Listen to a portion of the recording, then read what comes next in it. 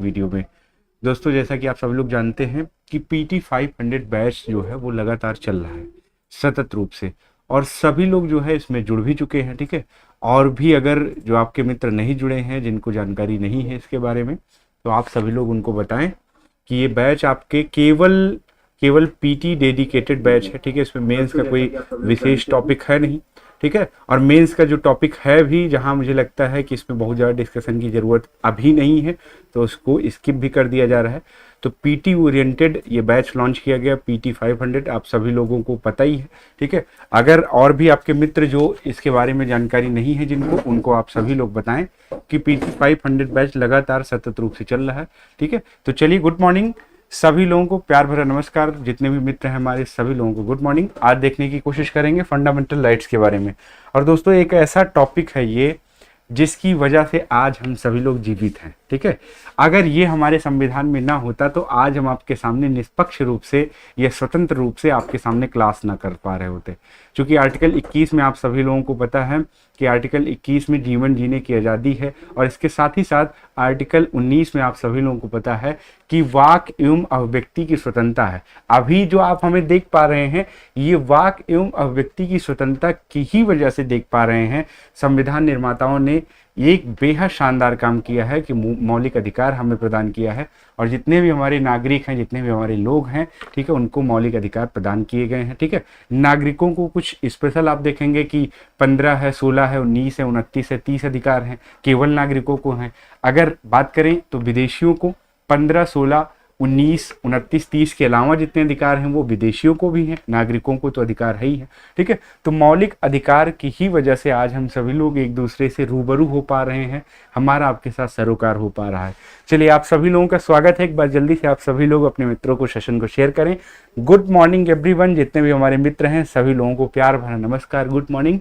आज देखने की कोशिश करेंगे भाई भारतीय संविधान में ही मूल अधिकार। देखिए, मूल अधिकार का टॉपिक बड़ा है।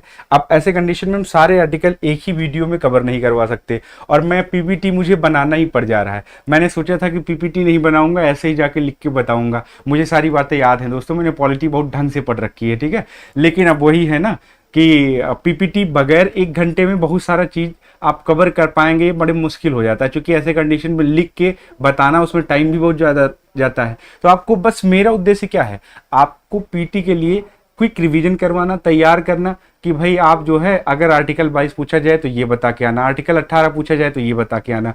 ठीक है, और उसमें जो निहित सार है उसको बताना, बस इतना उद्देश्य है हमारा। बाकी आप सभी लोग इस बात से सहमत ही होंगे, जानकारी आपको तो पहले से ही थोड़ा बहुत होगा ही। ठीक है, चलिए, भारतीय राज्य व्यवस्था के ही अंतर्गत हम लोग देखेंगे मूल अधिकार, अनुच्छेद 12 से 22 तक देखेंगे हम लोग। ठीक है, और इसी के अंतर्गत चीजों को देखने की कोशिश करेंगे कि क्या क्या आज हमारे सामने दिया गया है। ठीक है, चलिए, आप जल्दी से सभी मित्रों को सेशन को शेयर करें, जल्दी से जुड़ जाइए। ठीक है, और मित्रों को सेशन को शेयर करिए जल्दी से। मीडिया को भी अवगत होना चाहिए कि मौलिक अधिकार अभी अस्तित्व में है। ठीक है, हाँ जी जी, शिशिर सचान जी कह रहे हैं मीडिया को भी अवगत होना चाहिए कि मौलिक अधिकार अभी अस्तित्व में है। ठीक है,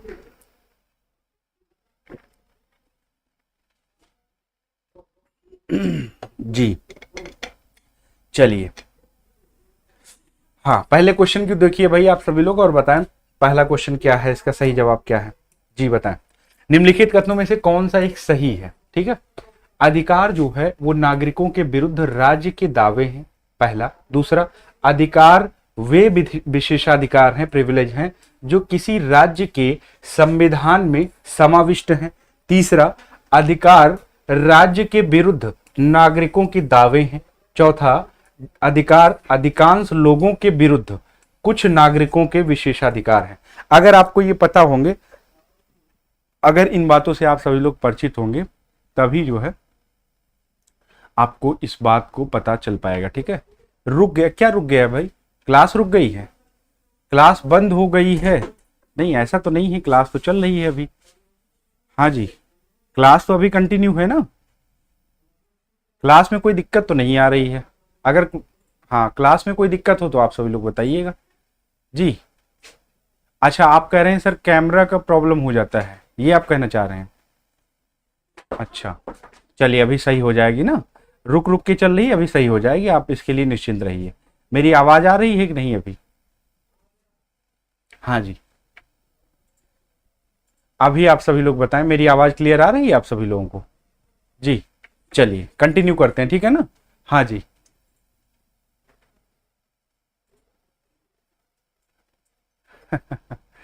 जी, चलिए कंटिन्यू करते हैं, ठीक है। अब मुझे लगता है कि आप सभी लोगों को आवाज मिल रही होगी और इसके साथ साथ जो है आपको दिखाई भी पड़ रहा होगा, ठीक है। चलिए यहाँ पर देखते हैं भाई, अधिकार की बात आती है तो आप सभी लोगों को पता है कि अधिकार, और खासकर खासकर किसकी बात चल रही है? मूल अधिकार की।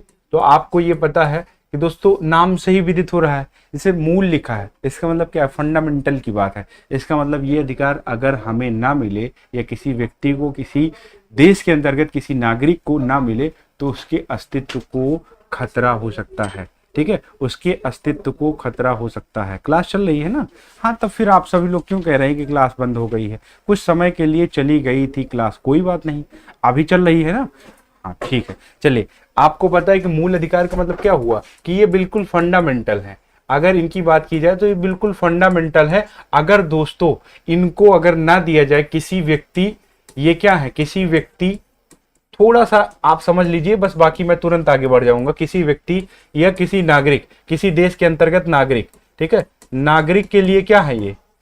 नागरिक, किसी व्यक्ति या नागरिक के लिए आप देखेंगे कि ये क्या है? उनके अस्तित्व को बनाए रखने के लिए, उनके अस्तित्व को बनाए रखने के लिए ये क्या है? जरूरी है, यानी अनिवार्य है, मैंडेटरी है। अच्छा मुझे एक चीज बताइए आप सभी लोग, अगर आर्टिकल 21 जो है हमें ना दिया जाता तो फिर आप देखेंगे कि हमें स्वच्छ वायु का अधिकार, ठीक है, जीवन जीने की स्वतंत्रता, आपको पता है ना आर्टिकल 21 में है, स्वच्छ वायु का अधिकार है, स्वच्छ पानी का अधिकार है, फिर इसके साथ ही साथ देखेंगे अच्छी नींद लेने का अधिकार है, साथ ही साथ अच्छे भोजन का अधिकार है, ठीक है। ये सारे अधिकार आप सभी लोग देखेंगे कि ये सारे अधिकार, वॉइस अभी नहीं आ रही है आप सबके चल रही, हमारे में नहीं चल रही है क्या? वॉइस में कोई दिक्कत आ रही है क्या? एक बार थम करिए आप सभी लोग, वॉइस तो मुझे लगता है ठीक आनी चाहिए, ठीक है। वॉइस में, हाँ जी, वॉइस में कोई दिक्कत तो नहीं आ रही है, वॉइस तो ठीक ही चल रहा है, ठीक है। एक बार थम करिए सभी लोग, हाँ एक बार थम करिए जी, एक बार थम करिए तो आगे बढ़ें, ठीक है। जल्दी से थम करिए तो आगे बढ़ें। हाँ जी, वॉइस ठीक आ रही है ना? वॉइस में खरखराहट तो नहीं है? आप सभी लोग थंब करिए तभी आगे बढ़ेंगे, ठीक है, नहीं तो फिर आगे बढ़ते रहेंगे आपको समझ में ही नहीं आएगा ना। हाँ जी, चलिए देखिए, यहाँ पर आपको पता है कि भाई अधिकार जो है, मूल अधिकार जो है वो मानव के या फिर किसी राज्य के अंतर्गत, किसी राष्ट्र के अंतर्गत नागरिक के क्या है? अस्तित्व को बनाए रखने के लिए अनिवार्य अधिकार है। अगर इनको नहीं दिया जाएगा तो ये क्या हो जाएंगे? ये एक प्रकार से मनुष्य की, आप देखेंगे मानव के लिए खतरा प्रदान कर सकते हैं अगर ये अधिकार हमारे लिए ना हो तो। अब देखिए ये अधिकार किससे दिए गए हैं? क्योंकि आपको पता है लोकतंत्र में सरकार क्या करती है? सरकार जो है लोगों के ऊपर शासन करती है और लोगों के द्वारा ही चुनी जाती है। लोगों के, अगर ऊपर की बात करें, लोगों के ऊपर, ठीक है, किसका शासन होता है? सरकार का शासन होता है, ठीक है। और आपको पता है लोकतंत्र में सरकार को हम ही चुनते हैं, हम ही ने चुन के भेजा है सरकार को। अगर सरकार से हम कुछ ऐसे अधिकार नहीं प्राप्त करेंगे, सरकार के खिलाफ कुछ ऐसे अधिकार हमारे पास नहीं होंगे तो सरकार अपना मनमाना तरीके से काम करने लगेगी, ठीक है। तो आप देखेंगे कि ये जो अधिकार हमें दिए गए हैं, मूल अधिकार, वो सरकार के विरुद्ध हैं। इसका मतलब क्या हुआ? इसका मतलब ये हुआ कि सरकार मनमाने ढंग से अपने अधिकारों का इस्तेमाल नहीं कर सकती है। सरकार को नागरिकों के अधिकार को ध्यान में रखते हुए ही काम करना है, ठीक है। अब यहाँ पर कौन सा विकल्प सही दिख रहा है भाई? अधिकार नागरिकों के विरुद्ध तो कोई मतलब ही नहीं भाई, नागरिकों के लिए तो दिया ही गया है। अधिकार वे विशेष अधिकार जो किसी राज्य के संविधान में समाविष्ट है। हाँ ये बात तो ठीक है, लेकिन क्या इससे और बेहतर कोई स्टेटमेंट है? अधिकार राज्य के विरुद्ध नागरिकों के दावे हैं, एकदम ठीक बात है। अधिकार जो हमने अभी देखा है वो राज्य के विरुद्ध जो हमारे यहाँ के नागरिक हैं उनके क्या है? दावे हैं। अगर हमें आर्टिकल 21 ना मिला तो हम जो है, आप देखेंगे कि सुप्रीम कोर्ट ने हमें कह रखा है कि आप आर्टिकल 32 का इस्तेमाल करके हमारे पास आ सकते हैं, ठीक है। हम जो है आपको मौलिक अधिकारों की सुरक्षा और गारंटी देते हैं कि हम मौलिक अधिकारों की सुरक्षा करेंगे, ठीक है, उनको बनाए रखेंगे। तो आप देखेंगे एकदम सही बात, यहाँ पर तो सी एकदम ठीक लग रहा है, ये भी बी भी सही लग रहा है ना। अधिकार अधिकांश लोगों के विरुद्ध, अब यहाँ पर लोगों के विरुद्ध की तो कोई बात ही नहीं आई है, लोगों के विरुद्ध की कोई बात ही नहीं, कुछ नागरिकों के विशेष अधिकार। यहाँ पर देखिए अधिकार है तो कुछ नागरिकों के क्यों? सभी के हैं अधिकार, चाहे भले ही वो विदेशियों को कुछ कम दिए गए हों, लेकिन अधिकार की बात तो सबके लिए की गई। और दूसरी बात, इसमें लोगों के विरुद्ध की कोई बात ही नहीं। तो इसमें दो में से अगर एक चूज करना हो तो सबसे सटीक कौन सा दिख रहा है? अधिकार राज्य के विरुद्ध नागरिकों के दावे हैं। ठीक है, चलिए भाई अब आगे हम सभी लोग बढ़ने की कोशिश करते हैं, देखते हैं सही क्या है। भारतीय संविधान के अंतर्गत निम्नलिखित में से किसे मूल अधिकारों का संरक्षक समझा जाता है? अब आपको बहुत मतलब इतना आसान सवाल है ये, इतना आसान सवाल है कि आप सभी लोग इसको देखते ही जवाब दे देंगे। आप सभी लोग इसको देखते ही जवाब दे देंगे। जल्दी से आप सभी लोग बताएं जी। हाँ जी बताएं। यहां पर देखिए, भारतीय संविधान के अंतर्गत निम्नलिखित में से किसे मूल अधिकारों का संरक्षक, यानी एक प्रकार से जो हमारे मूल अधिकारों को क्या करता हो? सुरक्षित करता हो, प्रोटेक्ट करता हो। प्रोटेक्टर जिसको बोलते हैं ना, इसको क्या बोलते हैं? प्रोटेक्टर। अब प्रोटेक्टर कौन है भाई? बताएं आप सभी लोग, प्रोटेक्टर कौन है यहाँ पर? संसद है, राष्ट्रपति है, न्यायपालिका है, या फिर प्रधानमंत्री है? कौन है? कई मित्र कह रहे हैं सर, हाँ बी में लिखा है राज्य का संविधान। कहां पर राज्य का संविधान लिखा है भाई? हाँ जी, न्यायपालिका को जो है, कई मित्र कह रहे हैं सर सी सही होगा। हाँ एकदम ठीक बात है, सी सही होगा ना। हाँ जी, यहाँ पर न्यायपालिका। अब देखिए न्यायपालिका की बात करें तो आपको पता है न्यायपालिका में हमारे यहाँ सुप्रीम कोर्ट भी है, हमारे यहाँ हाई कोर्ट भी है, हमारे यहाँ डिस्ट्रिक्ट कोर्ट भी है, फिर हम लोग सेशन कोर्ट देखते हैं। तो सुप्रीम कोर्ट और हाई कोर्ट को मौलिक अधिकारों की रक्षा की गारंटी दी गई है। मौलिक अधिकार की रक्षा की जिम्मेदारी किसको दी गई है? सुप्रीम कोर्ट और हाई कोर्ट को। सुप्रीम कोर्ट आर्टिकल 32 का इस्तेमाल करता है, वही हाई कोर्ट जो है आर्टिकल 226 का इस्तेमाल करता है। ठीक है, अच्छा हाई कोर्ट की जो अधिकारिता है दोस्तों, आप देखेंगे मूल अधिकार के साथ साथ, मूल अधिकार की तो रक्षा करता ही है, लेकिन मूल अधिकार के साथ साथ अन्य मामलों को भी देखता है। ठीक है, अन्य मामलों को भी आर्टिकल किसके अंतर्गत देखता है? आर्टिकल 226 के अंतर्गत। लेकिन आप बात करें दोस्तों 32 की, तो 32 आप सभी को पता है कि केवल मूल अधिकारों के लिए ही है, मूल अधिकारों की सुरक्षा के लिए ही है। अधिकारों की सुरक्षा गारंटी है, एक प्रकार से सुरक्षा के लिए ही है। इसका मतलब क्या है? इसका मतलब यह है कि 32 और 226 में देखें तो हाई कोर्ट के अधिकारिता क्षेत्र हमें अधिक दिखाई पड़ती है ना जी। हाँ जी, चलिए, तो ये बात आप सभी लोगों को पता है कि न्यायपालिका को जो है प्रोटेक्टर कहा गया है, और सुप्रीम कोर्ट तो गारंटी देता है कि आपका कोई मूल अधिकार जो है, मूल अधिकार का किसी मूल अधिकार का हनन होता है। आप पहले तो हाई कोर्ट जाएं, अगर नहीं भी जाना चाह रहे हैं तो आप डायरेक्ट हमारे पास आ जाएं। ठीक है, चलिए भाई मौलिक अधिकार के बारे में बात करते हैं। इसको कहाँ से लिया गया है दोस्तों? जल्दी से आप कमेंट करके बताएं भाई, जल्दी से आप सभी लोग कमेंट करके बताएं इसको कहाँ से लिया गया है जी। जल्दी से आप कमेंट करके बताएं ये कहाँ से लिया गया है। मूल अधिकार की बात करें दोस्तों तो आप सभी लोगों को पता है ये कहाँ से लिया गया है? अमेरिकी संविधान से लिया गया है। इसको अमेरिकी संविधान से लिया गया है। ठीक है, हाँ जी, अमेरिकी संविधान से लिया गया है। ठीक है ना। और अगर बात करें दोस्तों कि मूल अधिकार के ही अंतर्गत क्या चीजें हमें दिखाई पड़ती हैं? हाँ जी, मूल अधिकार के ही अंतर्गत हमें क्या चीजें दिखाई पड़ती हैं? तो आप देखेंगे व्यक्ति के भौतिक व नैतिक विकास हेतु तो ये आवश्यक है। अच्छा, यहां पर इसका मतलब क्या है भाई? अगर आपसे कोई पूछे कि ये भौतिक और नैतिक विकास आखिरकार क्या है, तो भौतिक विकास की बात करें दोस्तों तो आप देखेंगे यहां पर हमें सामाजिक विकास दिखाई पड़ेगा, यहां पर हमें सामाजिक विकास दिखाई पड़ेगा।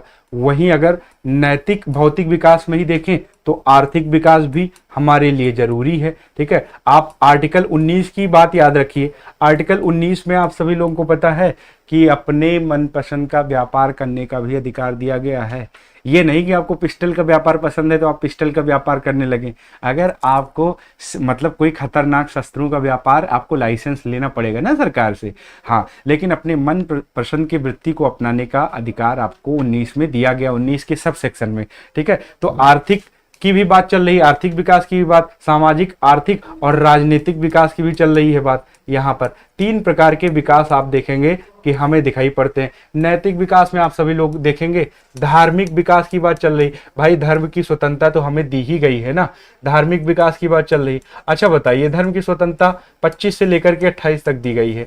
अब कहा गया है दोस्तों, आप जो है अपने मन में किसी देवता को पसंद करते हैं, मानते हैं, आपको लगता है कि हनुमान जी को मानना हमारे लिए श्रेष्ठ काम है, मानिए हनुमान जी को, क्या दिक्कत है। अंतःकरण में स्थित जो भी विश्वास है उसको पूरी तरीके से आगे बढ़ाने की बात आप देखेंगे संविधान के ही अंतर्गत आर्टिकल 25 में की गई है। किसी भी धर्म को मानने की व्यवस्था, ठीक है, किसी धर्म के लिए कोई उपबंध करना हो तो धार्मिक उपबंध की भी व्यवस्था आप देखेंगे धार्मिक विकास में ही आ जाएगा। नैतिक विकास भी दोस्तों इसमें किया गया। अच्छा नैतिक विकास कैसे होगा भाई, नैतिक विकास में आप सभी लोगों को पता है ना, इसमें एक प्रकार से कहा गया है कि किसी के प्रति छुआछूत को हमें बढ़ावा नहीं देना दोस्तों, अस्पृश्यता को समाप्त करना। आर्टिकल 17 में इस बात को कहा गया है। कहा गया कि भाई हम सभी मानव जो है एक समान है, भगवान ने सबको पैदा किया है, और भगवान ने एक प्रकार सबको पैदा किया का सेंस क्या है कि भगवान ने ही सबको बनाया है, ठीक है। और भगवान ने जब सबको बनाया तो कोई फिर नीच और ऊंच कैसे हो सकता है, छुआछूत को हमें बढ़ावा नहीं देना है। अस्पृश्यता के अंत की बात की गई है किसमें, आर्टिकल 17 में। तो आप देखेंगे एक प्रकार से नैतिक विकास, यानी नैतिक विकास के ही अंतर्गत आप देखेंगे मानवतावाद को यहाँ पर बढ़ावा दिया गया। अब देखिए इतनी सूक्ष्मता से मैं आपको बता रहा हूँ, मानवतावाद को यहाँ पर बढ़ावा दिया गया।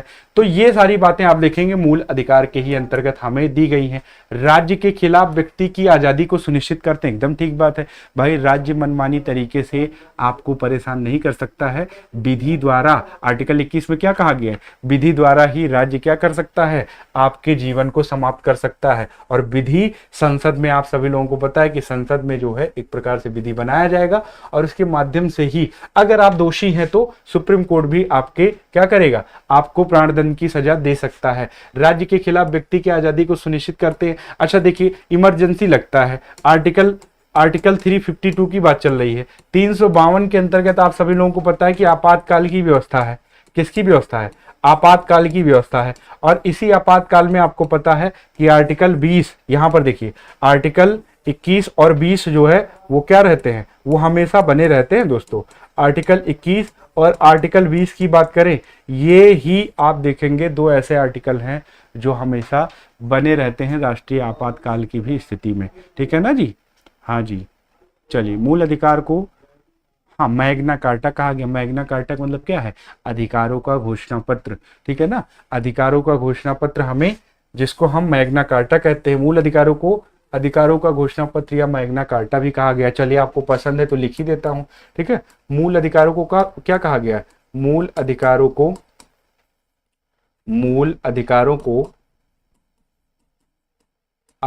को मैग्ना कार्टा, मैग्ना कार्टा, इसका मतलब क्या है, अधिकारों का घोषणा पत्र, ठीक है, अधिकारों का घोषणा पत्र। इसमें कई सारे अधिकार आपके दिए गए हैं, ठीक है ना। हाँ जी, ब्रिटेन में देखेंगे 1215 के आसपास आप सभी लोग देखेंगे सामंतवाद की जब प्रवृत्ति दिखाई पड़ती, उस समय मैग्ना कार्टा प्रचलन में था। फ्रांस की क्रांति में भी आप सभी लोग देखेंगे मैग्ना कार्टा प्रचलन में था। तो मुझे लगता है मूल अधिकार आप सभी लोग समझ गए होंगे।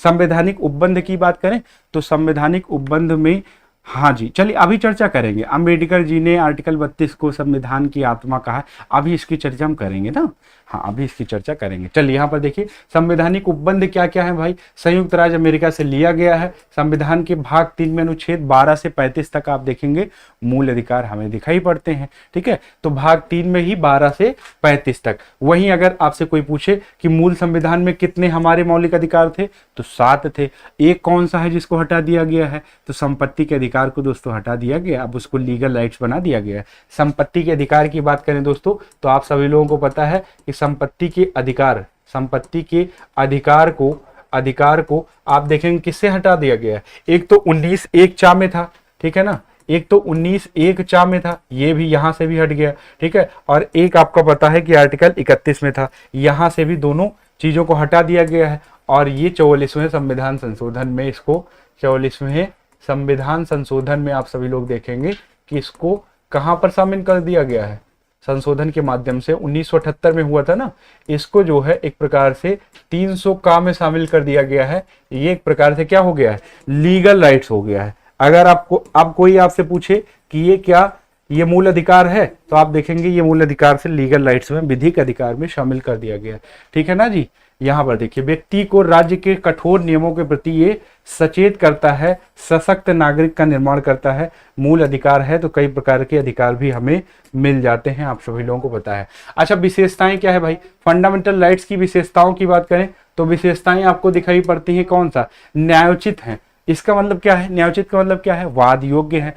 अगर आप देखेंगे कि अगर आपके मूल अधिकार का हनन होता है दोस्तों, तो आप तुरंत सुप्रीम कोर्ट पहुंचिए। हाई कोर्ट, पहले तो वैसे हाई कोर्ट जाना चाहिए, लेकिन हाई कोर्ट अगर नहीं जा पा रहे हैं, सुप्रीम कोर्ट कहता है चले आइए हमारे पास, हम मूल अधिकार की गारंटी, सुरक्षा की गारंटी देते हैं। ठीक है। तो न्यायोचित का मतलब क्या है कि इसके हनन पर, यानी मूल अधिकार के हनन पर, मूल अधिकार के हनन पर, अधिकार के हनन होने पर क्या होगा? हनन होने पर सीधे सुप्रीम कोर्ट पहुंच सकते हैं, सीधे सुप्रीम कोर्ट पहुंच सकते हैं। ठीक है, पहुंच सकते हैं या जा सकते हैं। ठीक है ना। हाँ जी। और ये बात कहां पर है? ये बात आर्टिकल 32 में दिखाई पड़ती है। ठीक है। वाद योग्य या न्यायोचित दिखाई पड़ता है। वाद योग का मतलब इसके ऊपर चर्चा की जा सकती है। सर्वोच्च न्यायालय द्वारा गारंटी एवं सुरक्षा, मैंने आपको बताया कि आर्टिकल 32 है। ठीक है। और वहीं आप सभी लोग देखेंगे व्यक्ति को राज्य के खिलाफ प्राप्त है, ये एकदम ठीक बात है। असीमित नहीं है, इसका मतलब ये है कि भाई असीमित नहीं है, मतलब कुछ लिमिटेड है। अगर आप कहें कि असीमित अधिकार है, नहीं, ऐसा नहीं है, असीमित अधिकार नहीं है। आपके ऊपर लॉजिकल रिस्ट्रिक्शन भी लगाए गए हैं। अगर देखिए, लॉजिकल रिस्ट्रिक्शन की बात करें तो आप सभी लोगों को पता है, जैसे मान लीजिए कोविड-19 का दौर था, पेंडेमिक का दौर था। अब ऐसे कंडीशन में आप कहें कि जो है हमें घूमने का अधिकार है, आर्टिकल 19 में हमें मिला हुआ कि देश में कहीं भी जाकर हम घूमेंगे। ठीक है। और आप उसी घूमने के अधिकार को लेकर के अपना एकदम खड़े हो गए पुलिस वाले के सामने, तो 4 थपड़ा भी मारेगा और कहेगा कि आपको पता नहीं है कि आपके इस कार्यशैली की वजह से आप और लोगों को भी आप जो है कोविड-19 या कोरोना वायरस फैला सकते हैं। इसका मतलब क्या है कि नागरिक सुरक्षा को ध्यान में रखते हुए, लोक व्यवस्था को ध्यान में रखते हुए आपके मूल अधिकार को क्या किया जा सकता है? संकुचित किया जा सकता है। ठीक है ना। स्थायी नहीं है, इसका मतलब क्या है? आर्टिकल 352 मैंने आपको बताया, 352 का जब प्रयोग होता है तो 352 में आप सभी लोगों को पता है कि सस्पेंड कर दिए जाते हैं मूल अधिकार। आर्टिकल 21 और आर्टिकल 20 को छोड़ करके बाकी सारे अधिकार आप सभी लोग देखेंगे कि सस्पेंड कर दिए जाते हैं। ठीक है ना। मूल अधिकार निलंबित किए जा सकते हैं, एकदम ठीक बात है। तो ये बातें आप सभी लोग समझ ही गए होंगे। चलिए यहाँ पर अगले बात की ओर बढ़ते हैं भाई। संविधान में वर्णित मूल अधिकार बेसिकली आप देखेंगे 7 थे। ठीक है ना जी। विशेष जनजाति क्षेत्र में नहीं जा सकते, हाँ एकदम ठीक बात है। विशेष जनजाति क्षेत्र में आप देखेंगे कि जाने पर क्या होता है, वहां पर भी वॉइस आ रही है ना, हाँ एकदम ठीक है, वॉइस क्लियर आ रही है। चलिए, विशेष जनजाति क्षेत्र में भी आप देखेंगे कि परमिट की भी जरूरत पड़ती है ना। हाँ जी। चलिए, अच्छा, अभी हिक्की पिक्की समुदाय जो हमारे यहाँ एसटी ट्राइबल ग्रुप के लोग हैं, उनके द्वारा एक अभी तेल बहुत चर्चा में है। ठीक है। कितने ऐसे मित्र हैं जिनको आदिवासी तेल का एडवर्टीजमेंट कहीं ना कहीं दिखा है? हिक्की पिक्की समुदाय द्वारा ये बहुत चर्चा में रहा है, आदिवासी तेल। ठीक है। हाँ, कई सारे सेलिब्रिटी जा जा करके अभी जो है आदिवासी तेल का एडवर्टीजमेंट कर रहे हैं। चलिए, यहाँ पर देखिए भाई, संविधान में मूल रूप से 7 थे और एक मैंने आपको बताया कि 44वें संविधान संशोधन के माध्यम से हटा दिया गया। समानता का अधिकार 14 से 18 तक दिया गया है। राइट टू इक्वलिटी की बात अनुच्छेद 14 से लेकर के 18 तक है। स्वतंत्रता का अधिकार अनुच्छेद 19 से 22 तक हमें दिखाई पड़ता है। राइट टू फ्रीडम की बात, शोषण के विरुद्ध अधिकार की बात करें तो अनुच्छेद 23 से 24 दिखाई पड़ता है। धर्म की स्वतंत्रता के अधिकार की बात करें तो अनुच्छेद 25 से 28 दिखाई पड़ता है। संस्कृति और शिक्षा संबंधी अधिकार की बात करें तो अनुच्छेद 29 से 30 दिखाई पड़ता है। संवैधानिक उपचारों का अधिकार, अब देखिए यही आया है दोस्तों, अनुच्छेद 32, जिसको B.R. अम्बेडकर ने क्या कहा था कि इसको जो है संविधान की मूल आत्मा भी माना जाता है। ठीक है ना। B.R. अम्बेडकर ने क्या कहा था भाई, अगर ये ना हो तो हमारे संविधान में फिर इसका मूल अधिकार का कोई मतलब नहीं है। ठीक है ना। हाँ, कई मित्र कहें, सुषमा कुमारी एक हमारी मित्र हैं, वो कह रही हैं कि हम भी ले सोच रहे हैं। देखिए, आदिवासी तेलों में कई प्रकार के जड़ी बूटी का इस्तेमाल किया जाता है ना। हाँ जी। अब देखिए, अब लगाइए, फायदा मिलता है तो मुझे भी बताइएगा, मैं भी लगा लूंगा। ठीक है। हाँ, आप सभी लोग फायदा मिलेगा तो बताइएगा मुझे भी ना। संविधान की आत्मा आर्टिकल 32 को बी आर अम्बेडकर ने कहा भाई ये नहीं है तो संविधान जो है एकदम नीरस है, कोई मतलब नहीं है, चाहे जितना आप मूल अधिकार की चर्चा कर लें, चाहे जो कर लें, अगर 32 नहीं है तो मूल अधिकार का कोई मतलब है नहीं। ठीक है, हाँ जी।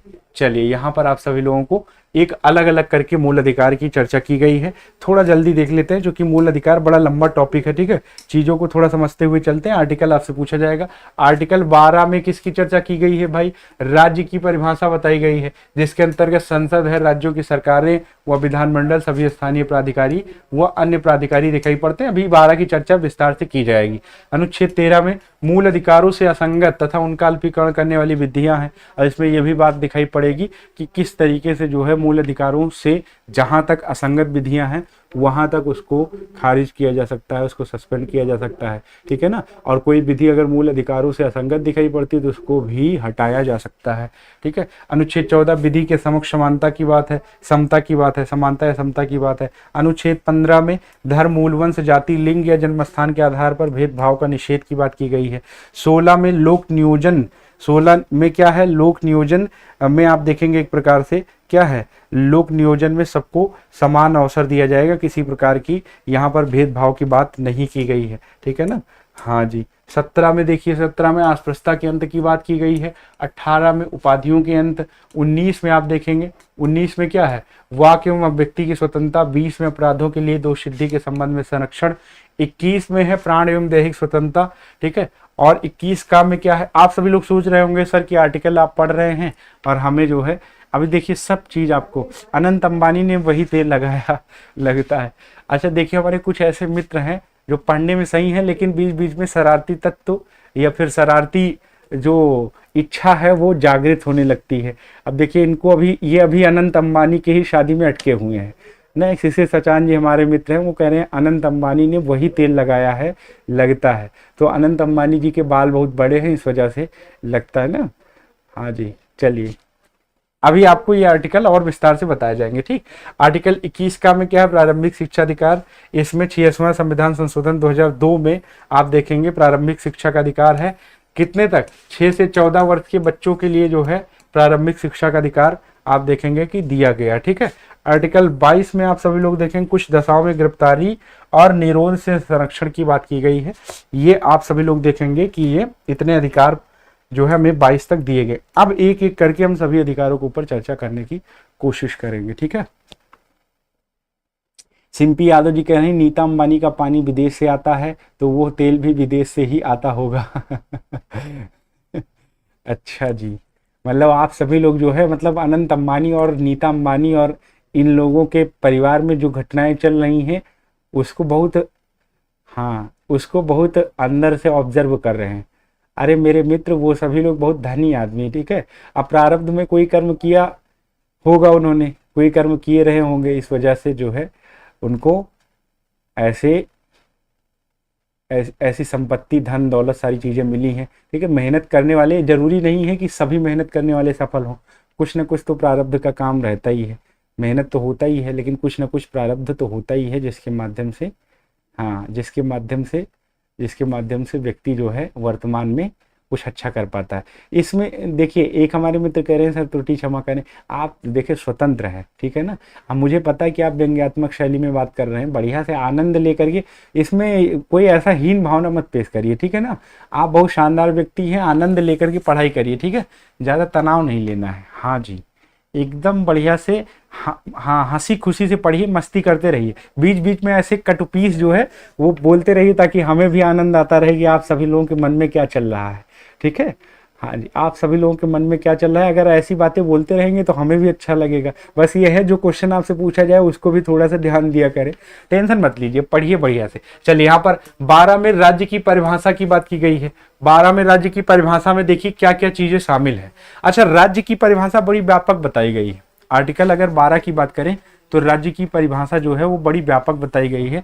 इसमें देखिए राज्य में क्या बताया गया भाई, न्यायालय ने कई प्रकार के वादों को देखने के बाद राज्य में बताया है कि संघीय सरकार भी शामिल है। ठीक है, संघीय सरकार के साथ साथ आप सभी लोग देखेंगे संघीय सरकार के साथ साथ भारत की संसद शामिल है, यानी भारत की संसद को भी राज्य में ही शामिल किया जाता है। कभी अगर आपसे कोई कहे कि क्या भारतीय संसद राज्य में शामिल है, हाँ भाई शामिल है। क्या राज्य विधानमंडल या फिर राज्य की विधानसभा राज्य में शामिल, हाँ शामिल है। ठीक है, तो ये सारी बातें आप देखें, राज्य विधानमंडल है, सभी स्थानीय निकाय, स्थानीय निकाय में नगर पंचायतें भी आ जाएंगी।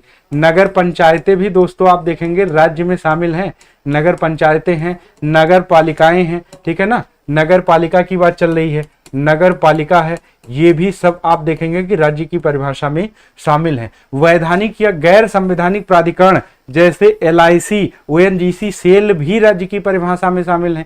उच्चतम न्यायालय के अनुसार किसी भी उस निजी इकाई या एजेंसी को जो बतौर राज्य की संस्था काम कर रही है वो अनुच्छेद 12 के तहत राज्य में अर्थ में आती है, राज्य के अर्थ में आती है। ठीक है ना, हाँ देखिए जो भारत देश के अंतर्गत काम कर रहा है दोस्तों और सरकार को उसकी सूचना सब राज्य की परिभाषा में आएंगे, सिंपल सी बात। ठीक है, जो भारतीय क्षेत्र में काम कर रहा है, भारतीय क्षेत्र में कोई कंपनी है, ठीक है, जिसको सरकार को जानकारी, ये नहीं कि कोई कंपनी है गुमती खोल के जो है आप कहेंगे कि क्या ये राज्य की परिभाषा में है, तो ऐसा नहीं है। सरकार को सूचना हो तो सबको जो है आप कहेंगे कि राज्य की परिभाषा में उसको शामिल किया गया है। ठीक है ना, राज्य बड़ा व्यापक है दोस्तों, राज्य का जो टर्म है वो बड़ा व्यापक है ना। हाँ जी, चलिए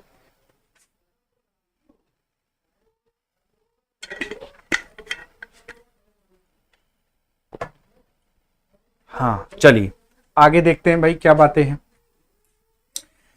कुछ ना कुछ खुराफात वाली बातें बोला करिए, ठीक है ना। हमारे गांव में क्या बोलते हैं, अयोध्या क्षेत्र में बोलते हैं खुराफाती लड़का है, ठीक है, लड़का या लड़की, तो कुछ ना कुछ बोलते रहिए ताकि हमें भी अच्छा लगे। लेकिन हाँ जब पूछा करूं तो आप बता दिया करें, ठीक है ना। टेंशन मत लीजिए, बढ़िया से पढ़िए, ईश्वर चाहेगा तो इस बार आप सभी लोगों का सिलेक्शन हो जाएगा। आर्टिकल 13 में देखें, मूल अधिकारों से असंगत या उनका अल्पीकरण करने वाली विधियां।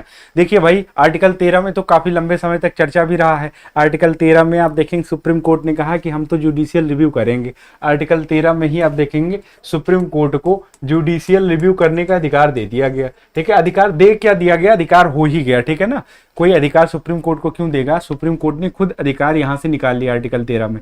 सुप्रीम कोर्ट ने कहा कि भाई देखिए मूल अधिकारों को अगर हनन करने वाली कोई भी विधि या कोई भी कानून बनाया गया संसद द्वारा तो हम उसका जुडिशियल रिव्यू करेंगे। और जुडिशियल रिव्यू आप सभी लोगों को पता है कि कहीं ना कहीं हमें अमेरिकी संविधान से दिखाई पड़ता है ना। हाँ जी,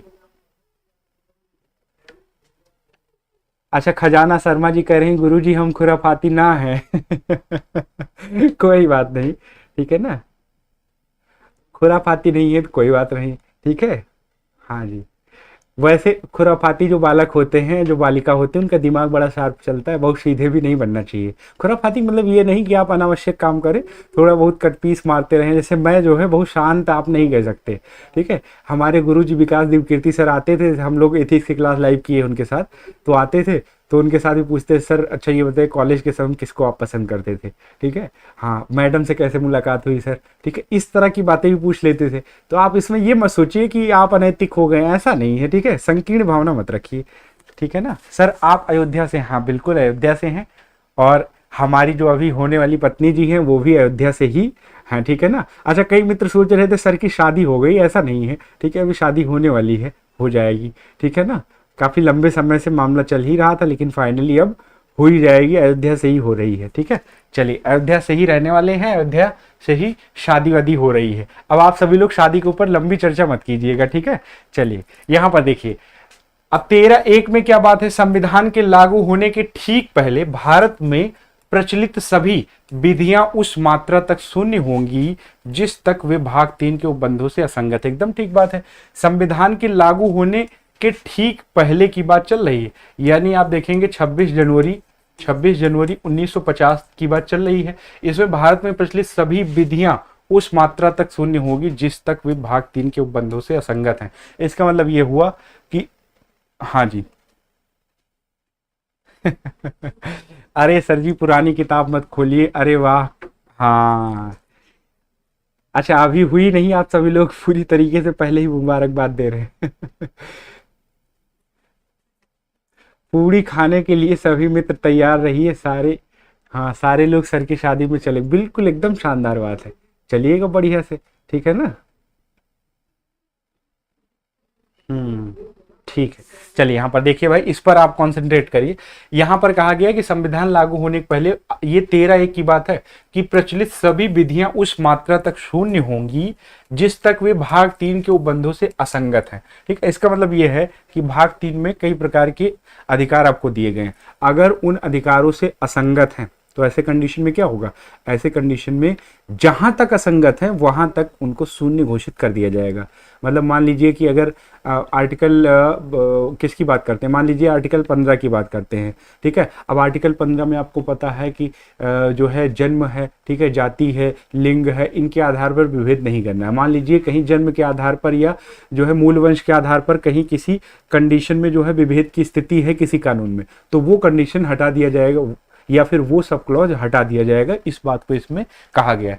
अब आर्टिकल 13(2) में क्या कहा गया, ये संविधान के पश्चात की विधियों से संबंधित है। इसमें कहा गया है कि यदि राज्य कोई ऐसी विधि बनाता है जो भाग 3 में वर्णित मूल अधिकारों से असंगत है, तो वह विधि उस मात्रा तक शून्य होगी जिस मात्रा तक वो मूल अधिकारों का उल्लंघन करती है। एकदम ठीक बात है। संविधान के पश्चात यानी 20 आप देखेंगे 1950 के पश्चात की बात चल रही है, ठीक है ना। हाँ जी, अब देखिए आप सभी लोग अभी अनंत अंबानी की शादी करवा लिए हैं सोशल मीडिया पर, अब हमारी शादी की बारी आप सभी लोग कर रहे हैं ना। अब वो शादी वादी हम सभी लोग बाद में करेंगे बढ़िया से, फिर आप सभी लोगों को बुलाएंगे। आप सभी लोग, एक डांस बहुत फेमस है, आप सभी लोगों को पता है, छिछोरा डांस कितने लोग जानते हैं, वो सभी डांस आप सभी लोग करिएगा, ठीक है ना। हाँ, जो फूफा जी और जो हमारे जीजा जी होते हैं वो शादियों में बढ़िया से वही छिछोरा डांस करते हैं, ठीक है, उस डांस के लिए तैयार रहिएगा। या फिर आपको शाहरुख खान के गाने पर डांस अगर आपको आता है तो अच्छी बात है, फिर आप सभी लोग स्पेशल इनवाइट किए जाएंगे ना। चलिए चलिए, यहाँ पर देखिए आप, यहाँ पर देखिए आर्टिकल 13(3) की बात चल रही है। इसमें क्या कहा गया है कि इसमें प्रयोजन के लिए विधि का अर्थ स्पष्ट किया गया है। सभी अध्यादेश, आदेश, उपविधि, नियम, विनियम, अधिसूचना आदि, ये सब क्या है, विधि के अंतर्गत आएंगे। अच्छा, 13(3) में दोस्तों विधि को लेकर के काफी बार आप देखेंगे, हाँ काफी बार जो है चर्चा हो चुकी है। अब विधि के अंतर्गत कई बातें शामिल होती हैं, अध्यादेश की बात हो, आर्टिकल आपको पता है कि 123 के अंतर्गत राष्ट्रपति जो है अध्यादेश जारी करता है, और 213 के अंतर्गत राज्यपाल अध्यादेश जारी करता है, ये अधिकार दिए गए। तो विधि के अंतर्गत अध्यादेश भी आ जाएगा, और इसी में आप सभी लोग देखेंगे अध्यादेश के साथ साथ आदेश भी आ जाएगा, उपविधि, नियम, विनियम, अधिसूचना, सब आप देखेंगे विधि के अंतर्गत है। सुप्रीम कोर्ट के अनुसार विधि में रूढ़ियां, प्रथाएं, कार्यपालिका द्वारा जारी प्रशासनिक आदेश भी शामिल है। अब देखिए यहाँ पर स्पेशल एक बात है कि विधि में सुप्रीम कोर्ट ने कहा कि कुछ प्रथाएं भी शामिल हैं, ठीक है ना, कुछ प्रथाएं भी शामिल हैं, और प्रथाओं के साथ साथ में कुछ रूढ़ियां भी शामिल हैं। भाई हमारे यहाँ बहुत सारी रूढ़ियां भी काम करती हैं, आप सभी लोगों को पता ही है। भारत में कई प्रकार की रूढ़ियां जो है वो क्या करती हैं, भारत में कई प्रकार की रूढ़ियां भी काम करती हैं, आप सभी लोगों को पता ही है। तो विधि के अंतर्गत ये सारी बातें हमें दिखाई पड़ती हैं, ठीक है ना। तो सुप्रीम कोर्ट ने कई प्रकार के, इसमें कई प्रकार के क्या कर रखा है, कई प्रकार के जो है इसमें अधिकार दे रखा है, कई प्रकार की बातों को सामने ला रखा है, ठीक है। चलिए अब आगे बढ़ने की कोशिश करते हैं। अच्छा, केशवानंद भारती मामले में कुछ बातें यहाँ पर और मेंशन की गई थी, लेकिन बहुत डिटेलिंग में इसको समझने की जरूरत नहीं है। यहाँ पर एक पॉइंट और है, यहाँ पर एक पॉइंट ये है कि 13(4) में कहा गया है कि 24वें संविधान संशोधन अधिनियम 1971 द्वारा 13(4) जोड़ा गया। इसके तहत अनुच्छेद 13 की कोई बात अनुच्छेद 368 के तहत किए गए संविधान संशोधन पर लागू नहीं होगी। इसका मतलब क्या हुआ, इसका मतलब ये हुआ कि इसी बात को लेकर के तो आप सभी लोग देखेंगे कि गोलकनाथ बनाम पंजाब राज्य 1967 में ये मामला आया था कि न्यायालय ने क्या कहा था, न्यायालय ने कहा था कि 13(2) में विधि शब्द में सभी विधियां सम्मिलित हैं और अनुच्छेद 368 भी अपवाद नहीं है। उसी बात को लेकर के आप देखेंगे केशवानंद भारती मामले में क्या कहा गया था, केशवानंद भारती मामले में कहा गया था कि अनुच्छेद 13(2) में विधि शामिल नहीं है। इसी निर्णय में सर्वोच्च न्यायालय द्वारा संविधान के आधारभूत ढांचे का सिद्धांत दिया गया, ठीक है ना।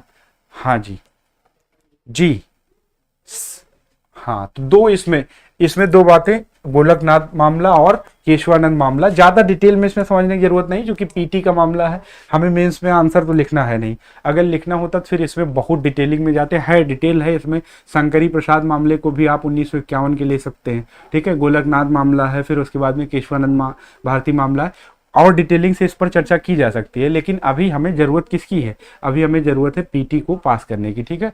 तो उसके हिसाब से चलते हैं। चलिए आर्टिकल 14 की बात करते हैं। आर्टिकल 14 में क्या है भाई, आर्टिकल 14 में आप देखेंगे कि राज्य भारत के राज्य क्षेत्र में किसी व्यक्ति को विधि के समक्ष समता या विधियों के समान संरक्षण से वंचित नहीं करेगा। आप सभी लोगों को पता है कि विधि के समक्ष समता की बात हमने कहां से ले रखी है, ब्रिटेन से ले रखी है।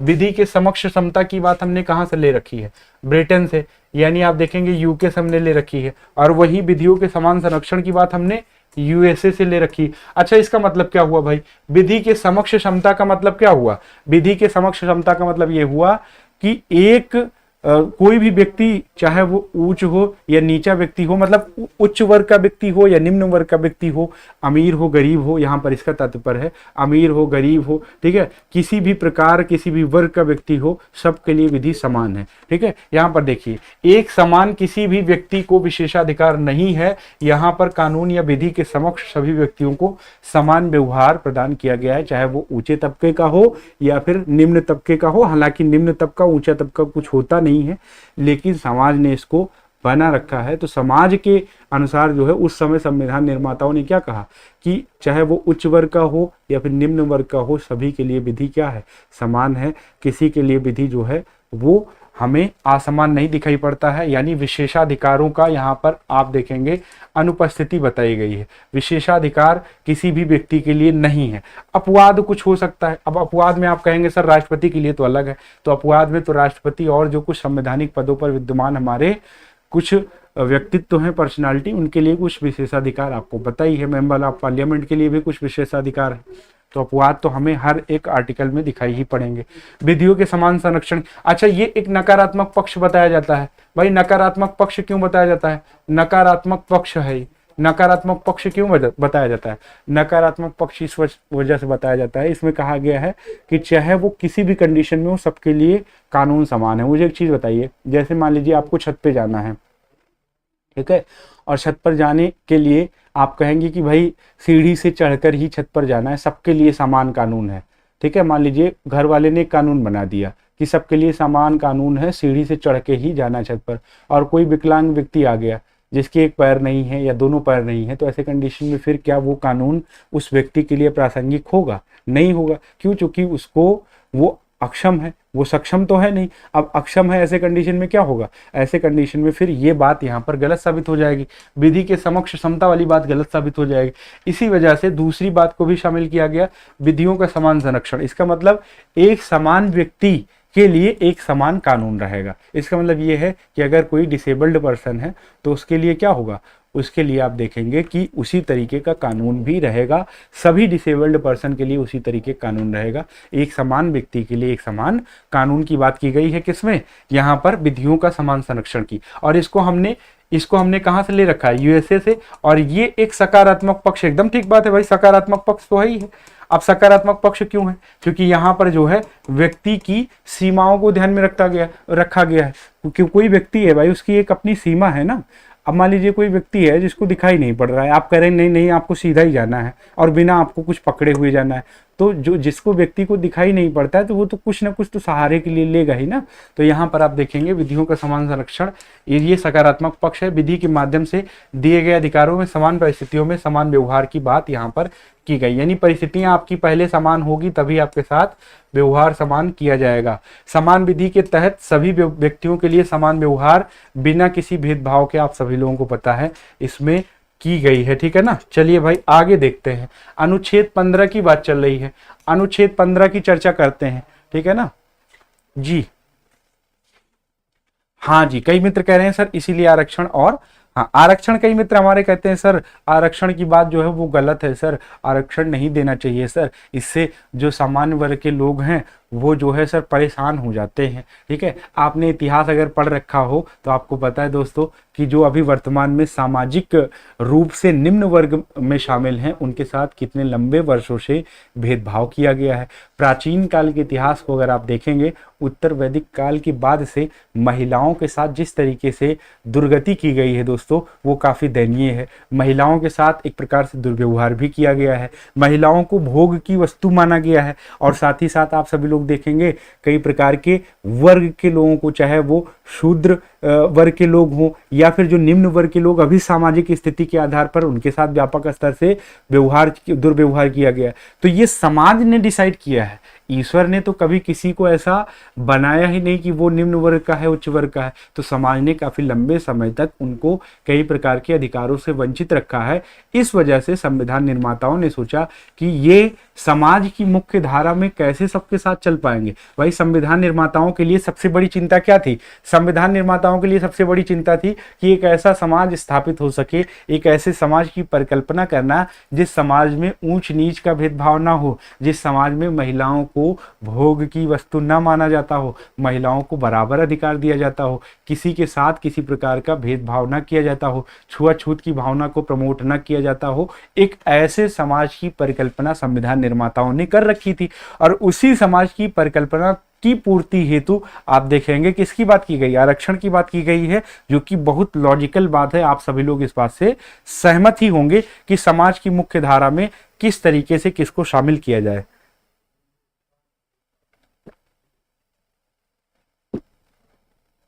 समाज की मुख्य धारा में सबको शामिल करने के लिए कई प्रकार के आरक्षण की व्यवस्था की गई है। अच्छा, इसको ऐसे समझिए, जैसे मान लीजिए आपको जो है अभी एक बढ़िया सी रेसिंग वाली कार दे दी गई है, ठीक है, आप ए नाम के व्यक्ति हैं, रेसिंग वाली आपको कार दे दी गई है, और एक व्यक्ति को पुराने जमाने का बुलेट दे दिया गया, या फिर बुलेट तो चलिए वो गर्म होने के बाद में खूब स्पीड से चलता है, पुराने जमाने का यामाहा क्रक्स दे दिया गया है। अब यामाहा क्रक्स क्या करेगा? यामाहा क्रक्स नई कार जो बढ़िया रेसिंग वाली कार है उसको क्या उसका पीछा कर पाएगा? नहीं कर पाएगा। भाई उसको बराबरी का दर्जा देना है, तो यामाहा क्रक्स में आर्टिफिशियल इंटेलिजेंस का इस्तेमाल करके कोई बढ़िया सा इंजन फिट कर दिया जाए, वो कौन करेगा? मैकेनिक ही करेंगे। तो उसी तरीके से सरकार यानी संसद में बैठे हुए लोगों की जिम्मेदारी क्या है? संसद में बैठे हुए जो मेंबर ऑफ पार्लियामेंट है उनकी जिम्मेदारी ये है कि समाज में विद्यमान असमानता को दूर करना, चाहे वो आर्थिक असमानता हो, चाहे वो सामाजिक असमानता हो, चाहे वो राजनीतिक असमानता हो। इसी वजह से आपने देखा होगा कि अभी महिलाओं के अधिकार को लेकर के 33% रिजर्वेशन की भी बात की गई, ईडब्ल्यूएस की रिजर्वेशन की बात की गई कि आर्थिक रूप से जो पिछड़े हुए लोग हैं सामान्य वर्ग में भी उनको भी 10% रिजर्वेशन मिलना ही चाहिए। ठीक है, चलिए यहां पर देखिए भाई क्या क्या बातें हैं, यहां पर आप सभी लोग देखें। जी, पहली बात है धर्म के आधार पर, मूल वंश के आधार पर, जाति के आधार पर, लिंग या फिर जन्म स्थान के आधार पर विभेद का प्रतिषेध बताया गया है। अगर कोई व्यक्ति आपके धर्म के आधार पर, किंतु आरक्षण वास्तव में जिसे मिलना चाहिए उसे मिल नहीं पाता, देखिए इस आधार पर अगर आप ये कहें कि आरक्षण ही बंद कर देना चाहिए, हाँ ये बात है कि इसी वजह से क्रीमी लेयर की व्यवस्था की गई, इसी वजह से और समय समय पर चीजें जो है सही की गई।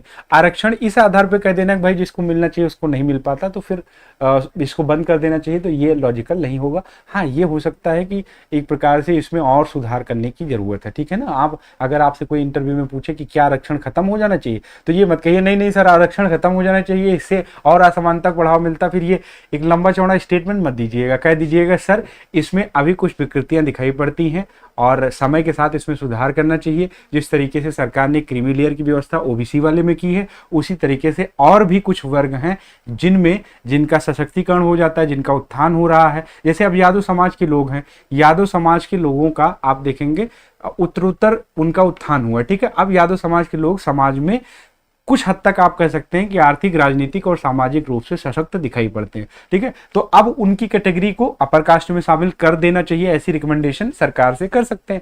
इस तरीके से आप कुछ आर्गुमेंट दे सकते हैं कि सर इसमें कुछ और जो है लॉजिकल क्या हो जाना चाहिए, लॉजिकल परिवर्तन होना चाहिए, ठीक है ना।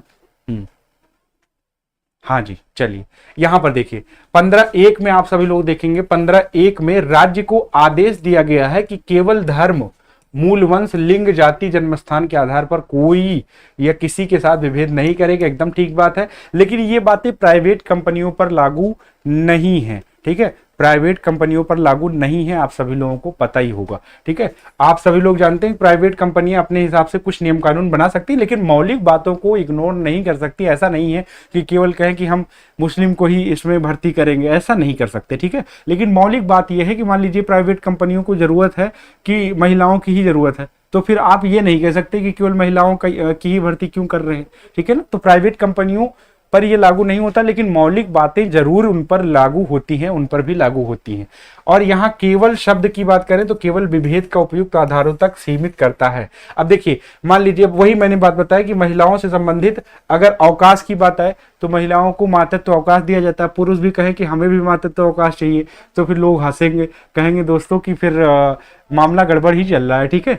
तो इस वजह से आप देखेंगे बायोलॉजिकल जो हमारे समाज में बायोलॉजिकल विविधता दिखाई पड़ती है, वो महिलाओं के साथ दिखाई पड़ती है ना, ये आप सभी लोगों को पता ही है। चलिए अब 15(2) की बात करें तो दुकानों, सार्वजनिक स्थानों, होटलों, मनोरंजन स्थल पर या पूर्णतया या अंतर राज्य निधि से पोषित जनता के लिए कुओं, तालाबों, सार्वजनिक समागम आदि स्थानों पर किसी प्रकार की भेदभाव नहीं की जा सकती। देखिए, या तो पूर्णतया हो या फिर अंशतः हो, राज्य निधि से अगर पोषित है तो ऐसे कंडीशन में आप सभी लोग देखेंगे, हाँ जी। लेकिन गुरुजी आरक्षण जब तक रहेगा ये लोग मेहनत कम करेंगे, जनरल वालों को ज़्यादा मेहनत करनी पड़ रही है। ये लोग क्या होता है, पहले तो आप स्टूडेंट करके एक आईडी है, ये लोग हटाइए, ठीक है। ये लोग वो लोग क्या है, ये कौन सा टर्म है, ठीक है। ये लोग मत कहिए, ये अपने देश के ही लोग हैं ना, ये लोग कहने से बचिए, ठीक है। बहुत गलत टर्म है, जिसने भी ये कमेंट किया है वो कमेंट जो है बिल्कुल निराधार है, ठीक है। अपने देश के नागरिकों को, हमारे भाई लोग हैं, ठीक है ना, हमारे बंधु हैं, अगर वो पिछड़े हुए हैं तो उनको हमें एक ऐसे समाज की मुख्य धारा से जोड़ना है जो हमारे साथ वो कदम बढ़ा सके ना, ये लोग कहने से बचना है, ठीक है। हाँ, अब आप इस कमेंट को हटा दीजिएगा, ठीक है ना। हाँ जी, चलिए यहाँ पर देखिए भाई, हाँ जी, यहाँ पर देखिए, दुकानों में मैंने आपको बताया पूर्णतः या अंशतः राज्य निधि से पोषित है, तो ऐसे कंडीशन में क्या होगा, ऐसे कंडीशन में आप सभी लोगों को पता है कि फिर वहां पर आप विभेद नहीं कर सकते हैं, ठीक है। हाँ जी, हाँ। अब देखिए, कई मित्र कह रहे हैं सर निजी कुआं है तो भेदभाव किया जा सकता है। देखिए, निजी कुआं है तो भेदभाव इस आधार पे नहीं किया जाएगा, आपको कह के नहीं कर सकते कि जो है आप मुस्लिम धर्म के हैं इस वजह से हमारे कुएं पर मत आइएगा, ऐसा वो कह नहीं सकते। हाँ, ये कह सकते हैं कि आप हमारे यहाँ मत आइए, आप उनसे आधार पूछ लीजिए तो आधार वो नहीं बताएंगे। निजी आप देखेंगे, जो निजी कुआं है, निजी किसी की दुकान है, मंदिर है, तो वहां पर मना किया जा सकता है, वहां पर छूट दी गई है, लेकिन आधार जो है वो आपको ये बताएंगे नहीं, ठीक है ना। हाँ जी, अरे गुरुजी सॉरी वो टाइपिंग मिस्टेक हो गया। हाँ, आप इस बात का विशेष ध्यान रखिए। देखिए, अब राजनीतिक रूप से आपकी विचारधारा कुछ भी हो, आप भाई बीजेपी को पसंद करते हो, कांग्रेस को पसंद करते हो, समाजवादी पार्टी को पसंद करते हो, किसी को भी पसंद करते हो, लेकिन आप एक स्टूडेंट हैं, ठीक है। अब हम टीचर हैं, अब हम ये सोचने लगे कि भाई जो है केवल जनरल कास्ट को ही बढ़ावा देना चाहिए, केवल ओबीसी को ही बढ़ावा देना चाहिए, तो फिर टीचर के पद पे रहते हुए ऐसी बातें थोड़ी कर सकते हैं आप। फिर गुरु का महत्व आप समझ ही नहीं पाए। स्टूडेंट का महत्व क्या है, स्टूडेंट की जो धर्म है, स्टूडेंट का धर्म क्या है, स्टूडेंट का धर्म ये है कि भाईचारे को बढ़ावा देना, बंधुत्व की भावना को बढ़ावा देना। बंधुत्व अगर नहीं बढ़ावा दे रहे हैं तो आप एक अच्छे स्टूडेंट नहीं माने जाएंगे ना। फिर आईएएस के इंटरव्यू में कहीं ना कहीं वो इंटरव्यूअर जो बैठे हैं वो आपके दिमाग से इस बात को निकाल ही लेंगे कि आप जो है गलत तरीके से पढ़ाई किए हैं। आप जाएंगे सिस्टम में तो और गलत ही करके आएंगे। अगर टाइपिंग गलती से हो गई है तो कोई बात नहीं, फिर कोई बात नहीं, कोई दिक्कत ही नहीं है। यहाँ पर देखिए आर्टिकल 16 में क्या है भाई, लोक नियोजन की बात चल रही है, इसके विषय में अवसर की समता की बात है।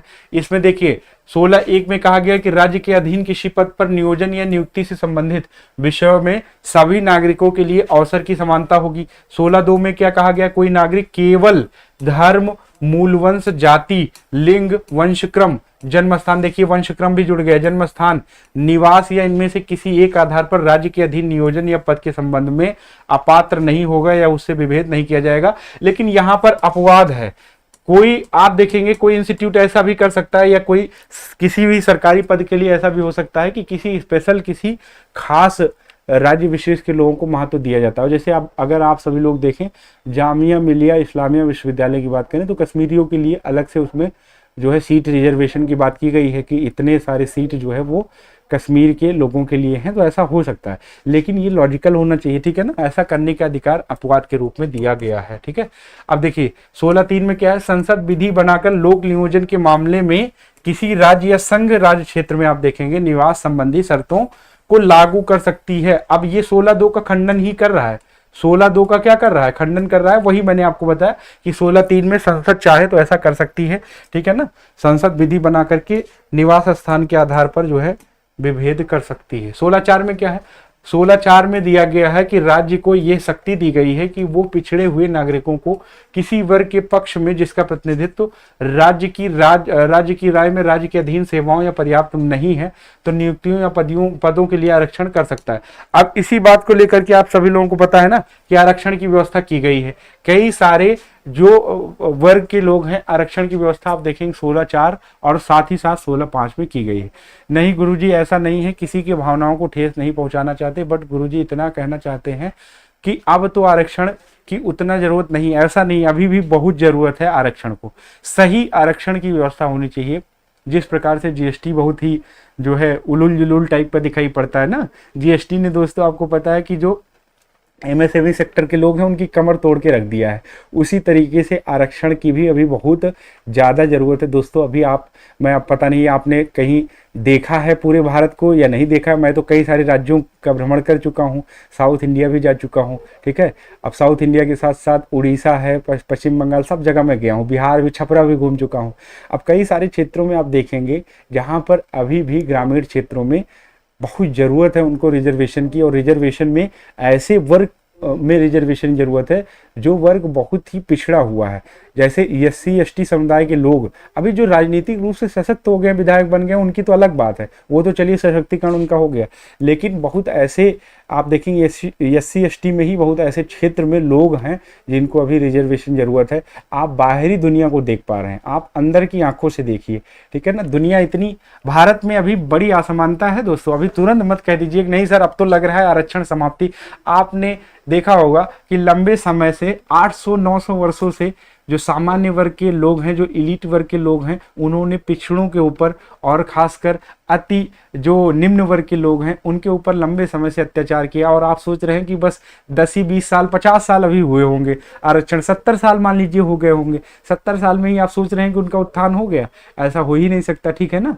तो आरक्षण की व्यवस्था जो है वो लॉजिकल होना चाहिए, लेकिन अभी समाप्त होने की कंडीशन नहीं आई है, ठीक है ना। हाँ, ये मत सोचिए कि समाप्त होने कंडीशन, अगर ऐसा सोच रहे हैं तो अभी आप भारत को घूमे नहीं है, ठीक है। भारत को घूमिए, भारत की गरीबी को महसूस करिए।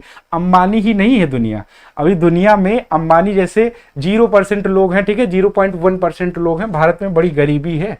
चलिए यहाँ पर देखिए भाई 16(5) में है, इस अनुच्छेद की कोई बात किसी धार्मिक या सांप्रदायिक संस्था में किसी पदाधिकारी सदस्य की नियुक्ति में किसी विशिष्ट धर्म के व्यक्ति को वरीयता देने से नहीं रोकती। एकदम ठीक बात है। तो आप देखेंगे आरक्षण की बात जो है, रिजर्वेशन की बात आपको किसमें दिखाई पड़ती है? रिजर्वेशन की बात वो आप देखेंगे 16(4) में हमें दिखाई पड़ती है। नौकरियों के लिए सरकार रिजर्वेशन कर सकती है, आप सभी लोगों को पता ही है। चलिए यहाँ पर भाई देखिए 17 की बात करते हैं। हाँ जी, यहां पर देखिएगा। हाँ भाई, यहां पर आप सभी लोग देखिए,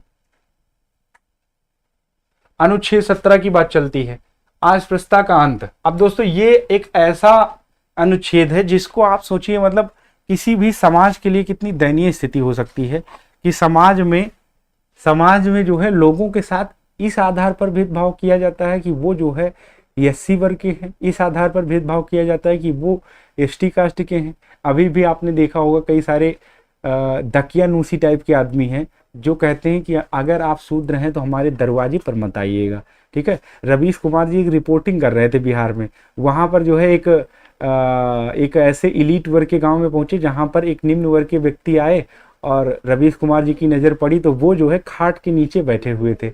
यानी इलीट वर्ग का व्यक्ति खटिया पर बैठा हुआ था, खाट पर बैठा हुआ था, और रवीश कुमार जी ने फिर कहा इलीट वर्ग के व्यक्ति से, अगर इनको आप ऊपर नहीं बैठाएंगे तो हम रिपोर्टिंग नहीं करेंगे, चले जाएंगे यहाँ से। ये पत्रकारिता होती है, समझ रहे हैं ना। पत्रकारिता का असली मतलब ये होता है कि आपको संविधान की बेसिक बातें पता थी, रवीश कुमार जी को बेसिक बातें पता थी, तो रवीश कुमार जी ने ये बात कही। भारतीय समाज में अभी भी आप देखेंगे गाँव में ये कहा जाता है कि जो निम्न वर्ग के लोग हैं वो अछूत हैं, उनको छूने से हम जो है अपवित्र हो जाएंगे। और ये अवधारणा हमारे यहाँ उत्तर वैदिक काल से, अब आप कहना नहीं चाहिए, आडंबरी व्यवस्था ने जो है चीज़ों को बना रखा। आडंबरी व्यवस्था के ही अंतर्गत जो ब्राह्मण मित्र हैं वो थोड़ा सा इस बात को लेकर के नाराज मत होइएगा। ब्राह्मणों द्वारा, जो आडंबरी ब्राह्मण थे, उन्होंने इस व्यवस्था को आगे बढ़ाया और आडंबरी ब्राह्मणों के ही माध्यम से आप सभी लोग देखेंगे कि इस व्यवस्था की जटिलता बनती गई और आज आधुनिक समाज में भी इस बात को लेकर के वाद विवाद होता रहता है, ठीक है ना। और आज भी आप देखेंगे इस समाज में ऐसी अवधारणा विद्यमान है। फिर संविधान निर्माताओं को, खासकर किसको, डॉक्टर B.R. अम्बेडकर जी को आप देखेंगे इस व्यवस्था को सुनिश्चित करना पड़ा कि अब हमारे यहाँ किसी प्रकार की अस्पृश्यता नहीं की जाएगी, भेदभाव नहीं की जाएगी, ठीक है ना। हाँ जी, यहाँ पर देखिए ये अम्बेडकर जी की बात थी। अम्बेडकर जी ने इसको प्रखर रूप से सामने रखा था कि भारतीय समाज में एबोल्यूशन ऑफ अनटचबिलिटी किया जाएगा, ठीक है। अब इसी के लिए आप देखेंगे सिविल अधिकार संरक्षण अधिनियम 1955 लागू किया गया। अगर दोस्तों आपने किसी SC ST को सार्वजनिक प्लेस पर कह दिया गया, आपने दुराचार भाव से उसको डांट दिया या फिर ऐसे शब्दों का इस्तेमाल किया जो उसके मानवीय गरिमा के खिलाफ हो, तो आपके ऊपर केस कर सकता है और भाई साहब आप लंबे समय के लिए निपट सकते हैं, समझ रहे हैं ना। तो आप किसी भी वर्ग के व्यक्ति को आप सार्वजनिक प्लेस पर या फिर प्राइवेट में ही जो किसी को आप जो है दुराचार भावना के साथ जो है उसको या फिर दुर्व्यवहार नहीं कर सकते उसके साथ, ठीक है ना। राम शंकर सिंह जी कह रहे हैं वे व्यक्ति जो समाज की मुख्य धारा में नहीं आ पाए हैं उनको अच्छी मुफ्त शिक्षा पहले देनी चाहिए, फिर आरक्षण स्वतः समाप्त होने की कगार पर आ जाएगा। हाँ, ये बात लॉजिकल है आपकी। देखिए जो बात आपकी लॉजिकल है वो बात सही है, ठीक है ना। वंदना जी कह रही हैं कि सर जी आपकी सोच बहुत अच्छी है, आप हर वर्ग के बारे में बहुत अच्छा सोचते हैं। सर जी आपके जैसे अगर व्यक्ति हो जाए तो जातिगत भेदभाव खत्म हो जाए।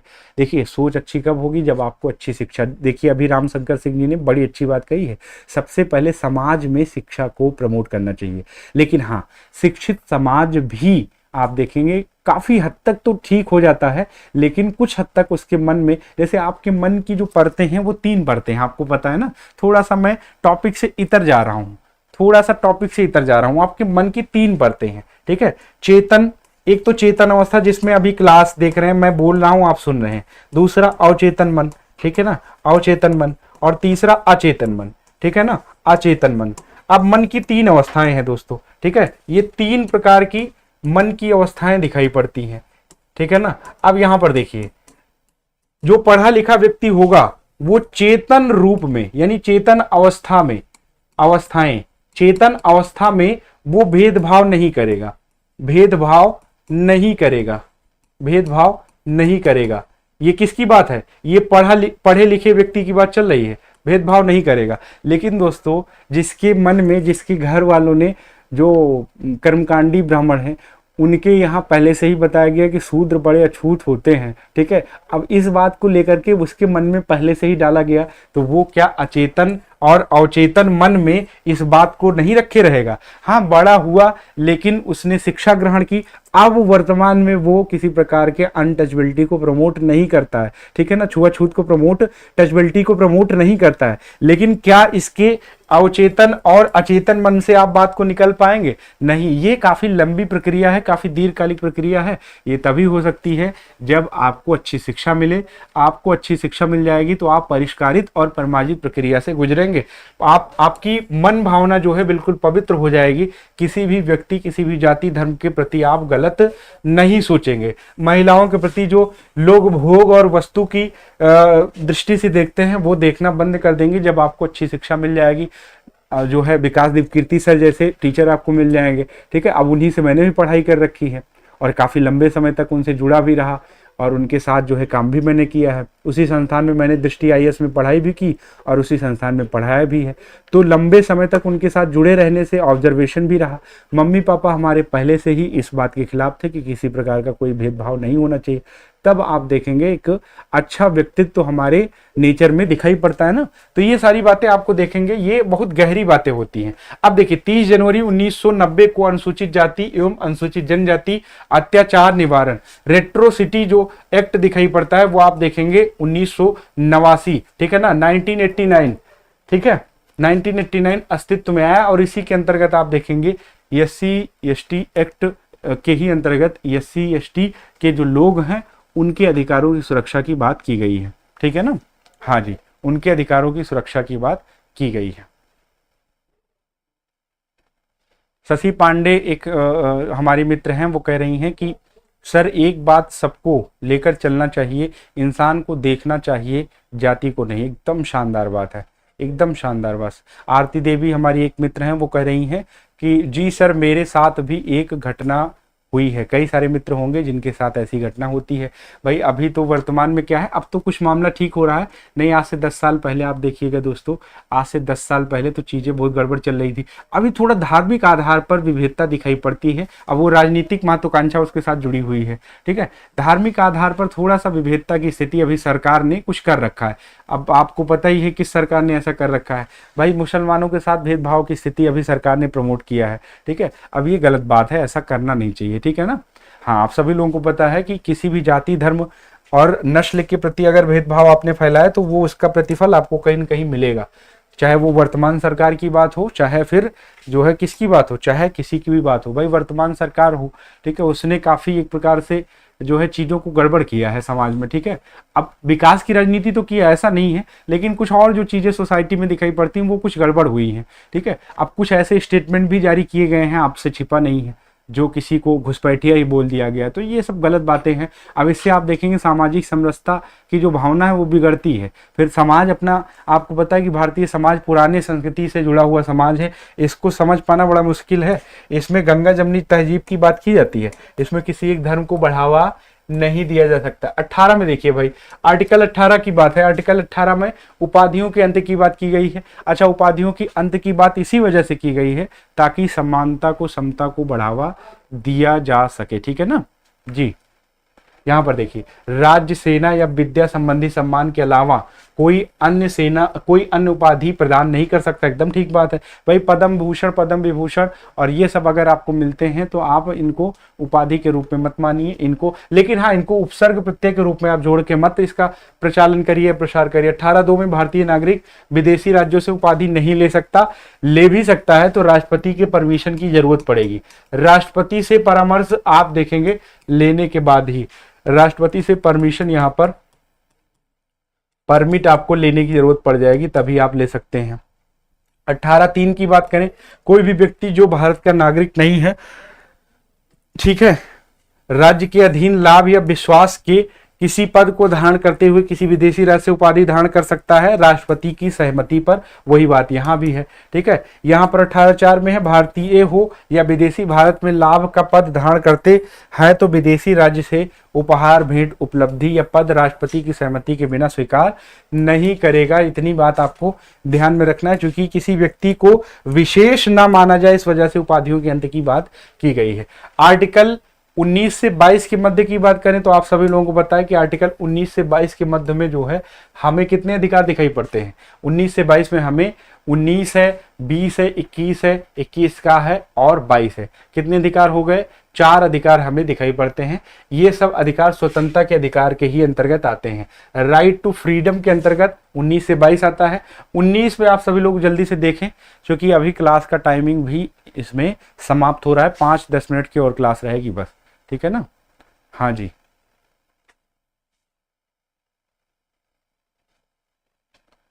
आर्टिकल, हाँ, शिक्षा जो है हर समस्या का हल है, नहीं ऐसा नहीं है। अब जैसे किसी व्यक्ति की मृत्यु हो जाती है, ठीक है, लगभग आप जोड़ दीजिए इसके आगे, किसी व्यक्ति की मृत्यु हो जाती है, आप ये कह दें कि शिक्षा, पढ़ा लिखा होगा व्यक्ति तो मृत्यु नहीं होगी सर, ठीक है, पढ़ा लिखा होगा सर तो मृत्यु नहीं होगी। हाँ, मृत्यु देर से होगी, हो सकता है बीमारी के बहुत सारे कारणों से बच जाए, वो अनाप शनाप चीजें ना खाएं, मृत्यु देर से होगी लेकिन होगी जरूर, ठीक है, ये शाश्वत है, मृत्यु होगी। कोई व्यक्ति आया है तो जाएगा, एक्सपायरी डेट उसका निश्चित है। शिक्षा लगभग हर समस्याओं का समाधान है, ये आप कह सकते हैं, ठीक है ना। शिक्षा हर समस्या का समाधान ऐसा नहीं कह सकते। चलिए यहाँ पर देखिए भाई, अभिव्यक्ति व अन्य स्वतंत्रताएं इसमें दी गई आर्टिकल 19 में, ठीक है ना। 19(1) का में क्या, भाषण एवं अभिव्यक्ति की स्वतंत्रता भी जो हम कर रहे हैं वो भाषणबाजी ही तो है, ठीक है ना, तो उसकी अभिव्यक्ति की स्वतंत्रता भी है। तो आर्टिकल 19(1) में ये बात हमें दिखाई पड़ती है। 19(1) में शांतिपूर्ण हथियार रहित सम्मेलन करने का अधिकार। 19(1) में संगम या सहकारी समिति बनाने का अधिकार। ये 97वें संविधान संशोधन के अंतर्गत आपको पता है कि ये जोड़ा गया था, ठीक है ना, आप सभी लोगों को पता है कि नहीं, ये सब बात संशोधन की बात चल रही है, ठीक है ना। और वहीं 19(1) में आप देखेंगे कि राज्य क्षेत्र में अबाध रूप से घूमने की बात की गई है, ठीक है ना, खूब बढ़िया से हाँ, खूब बढ़िया से घूमिए आराम से, कोई दिक्कत ही नहीं होगा, ठीक है ना। हम्म। चलिए यहाँ पर देखिए, 19 एक अंगा में भारत के किसी भी भाग में निवास करने और बसने का अधिकार है। जाइए रहिए, अब तो कश्मीर में भी बढ़िया से जाइए रहिए बसिए, कोई दिक्कत ही नहीं है। 19 एक छा में आप देखिए, कोई वृत्ति, उपजीविका, व्यवसाय या उपचार, ठीक है, व्यापार, ये सब वृत्ति को अपनाने का भी अधिकार है, आप सभी लोगों को पता है। 19 एक चा अगर आप सभी लोगों को याद हो तो इसमें संपत्ति के अधिकार था, संपत्ति के अधिकार को हटा दिया गया है। कितने ऐसे मित्र हैं जो इस बात से परिचित हैं? संपत्ति के अधिकार को जो है यहां से हटा करके अधिकार को जो है किसमें शामिल कर दिया गया है? 300 का में शामिल कर दिया गया है, ठीक है ना। इसको लीगल राइट्स बना दिया गया है। कब? 44वें संविधान संशोधन 1978 के द्वारा।